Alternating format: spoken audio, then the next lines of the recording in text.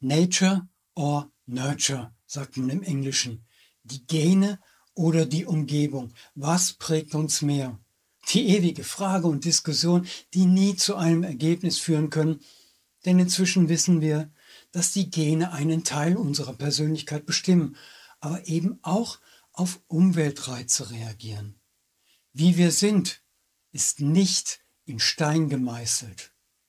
Über die sogenannte Epigenetik beeinflussen wir nämlich unsere Gene. Die haben gewissermaßen Ein- und Ausschalter, die darüber entscheiden, wie wir unsere angeborenen Anlagen nutzen.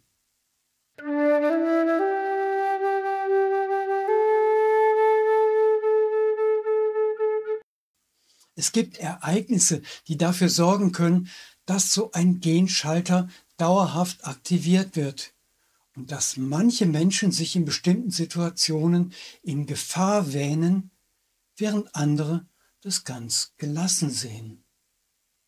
Ich kenne zum Beispiel jemanden, der sich fürchtet, Brücken zu überqueren, während mir persönlich das überhaupt nichts ausmacht. Man kann durch tiefgehende Erlebnisse eine Sensibilität für ähnlich Erscheinende entwickeln. Zum Beispiel kann eine solche besondere Sensibilität für Gefahr entstehen, die dauerhaft durch die entsprechende Einstellung der Genschalter aktiviert bleibt. Man hört dann, dass ein Soldat als ein anderer Mensch aus dem Krieg zurückkehrte. Seine Erlebnisse haben seine Persönlichkeit verändert. Seine Genaktivität wurde neu arrangiert. Solche Veränderungen können sogar an die folgende Generation weitergegeben werden. Müssen es aber nicht, je nachdem, wie man damit umgeht. Man kann sich solche Muster auch wieder abtrainieren, denn im Gegensatz zur mit der Zeugung festgelegten Genetik ist die Epigenetik ja veränderbar. Wenn mich ein traumatisches Ereignis zu einem schreckhaften Menschen macht, indem es meine innere Ausrichtung auf Gefahr hin neu kalibriert, kann eine Aufarbeitung dieser Erfahrung das dadurch entstandene Muster der fortwährenden Angst auch wieder überschreiben.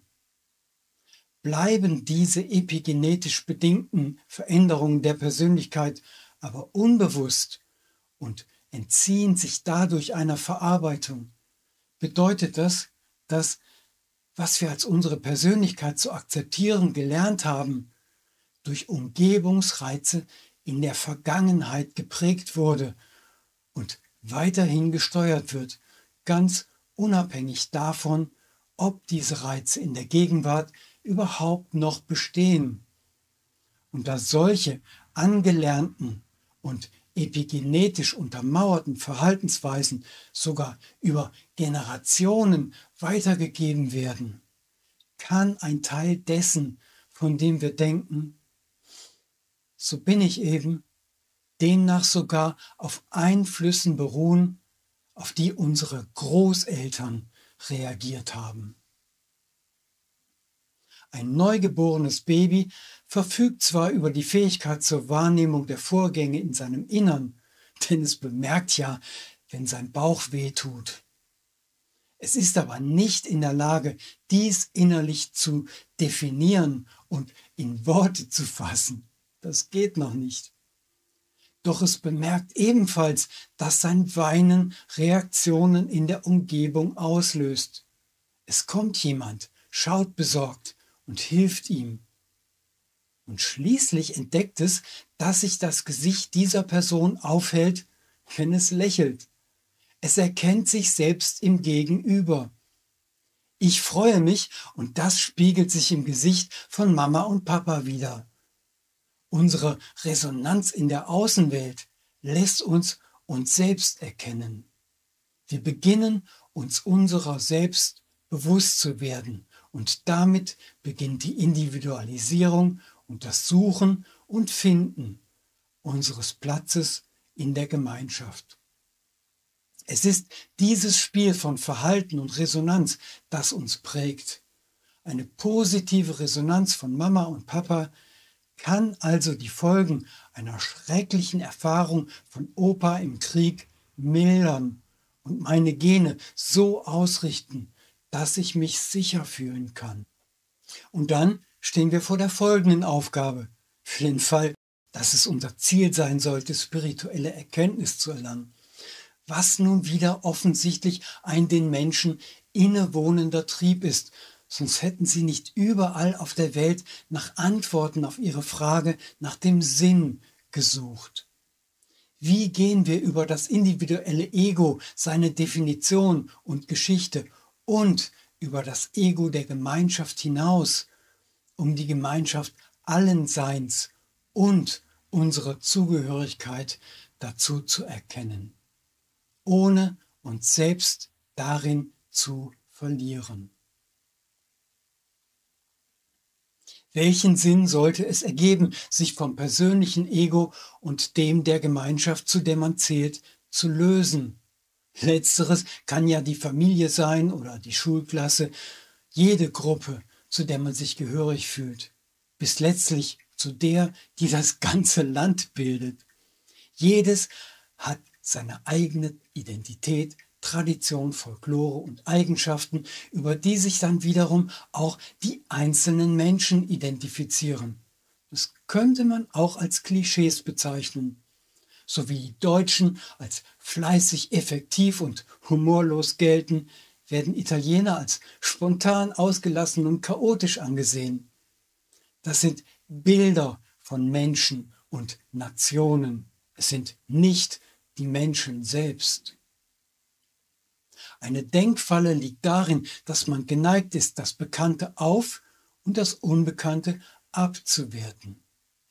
Ich erinnere mich noch, dass Italiener als Spaghettifresser bezeichnet wurden und Fernsehheld Alfred Pizza einen breit getretenen Kuhfladen nannte.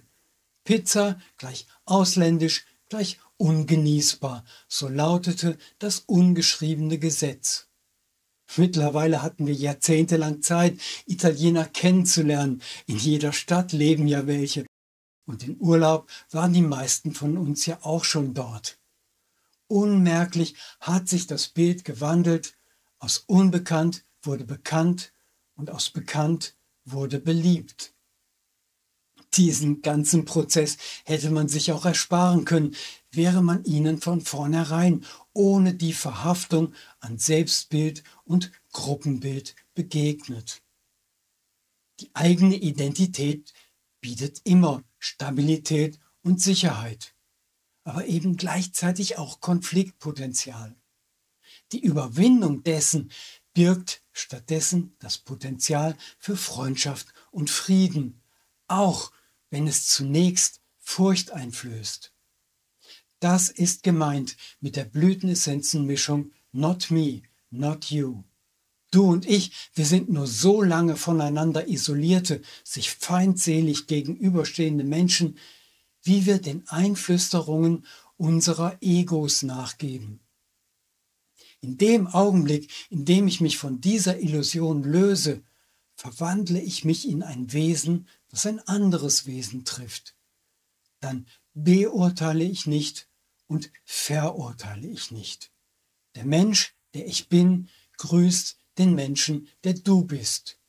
Und dann schauen wir mal, wohin uns unser Weg führt.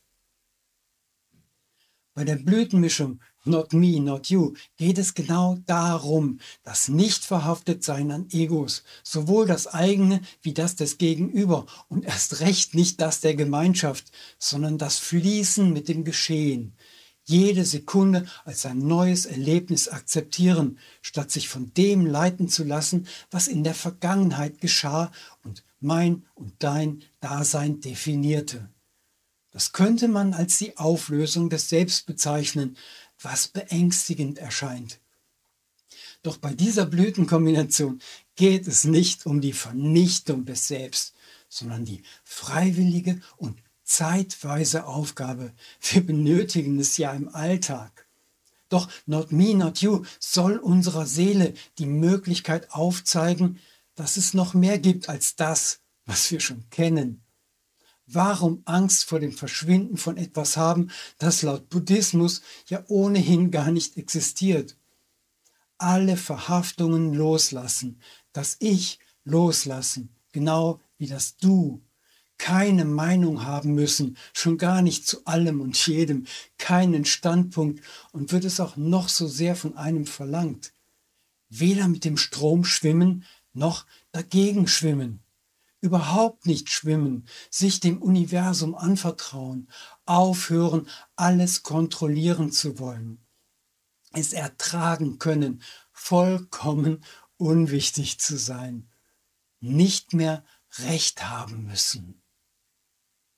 Not me, not you besteht aus Blutbuche, Blutpflaume und Pfeifenstrauch.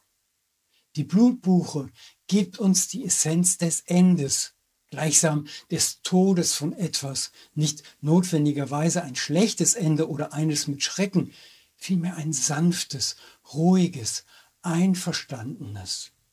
Die große, starke Buche geleitet uns an die Schwelle, aber sie schubst uns nicht drüber.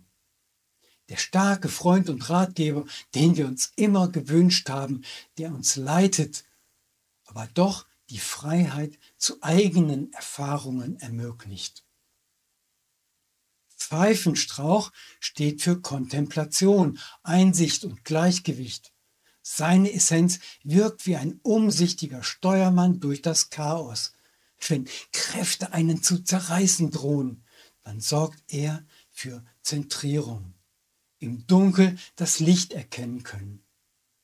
Schließlich die Blutpflaume, die das letzte Band löst, das wir mit unserem Ego haben. Ihre kleine Schwester, die Kirschpflaume, kennen wir als Bachblüte, die jene schützt und stärkt, die fürchten, die Kontrolle zu verlieren und verrückt zu werden. Im Gegensatz zu dieser bestärkt die Blutpflaume jedoch gerade das Loslassen der Kontrolle und das unendliche Vertrauen in was immer geschehen möge. Was gibt es zu gewinnen, wenn man das Selbst verliert? Und sei es auch nur für den kleinen Augenblick der Meditation. Not me, not you erlaubt uns den unmöglich erscheinenden Spagat zwischen Auflösung des Ego und Erkenntnis des Seins, was wiederum ohne Ego gar nicht geht. Denn wohin mit der Erkenntnis, wenn niemand da ist, um sie aufzunehmen? Wenn keine Isolation mehr zwischen den Wesen herrscht, wenn meine Erkenntnis zu deiner Erkenntnis wird und umgekehrt. Noch vor einigen Jahren hätte ich dergleichen wohl als Geschwafel und Wischiwaschi bezeichnet und jetzt fällt mir selbst nichts Besseres ein, um auszudrücken, was eine simple Mischung aus 3 Blütenessenzen vermag. Ich bitte um Verzeihung. Wenn ich sehe, dass du mir gegenüber Misstrauen, Angst oder Ärger zeigst, reagiert nicht mehr mein Ego mit Abwehrverhalten, stattdessen mein Wesen, und zwar nicht auf den Ausdruck deines Misstrauens, deiner Angst oder deines Ärgers, sondern auf dein Wesen. Im Namaste-Gruß heißt es, der Buddha in mir grüßt den Buddha in dir. Nicht der Angsthase in mir flüchtet vor der Verärgerung in dir. Not me, not you.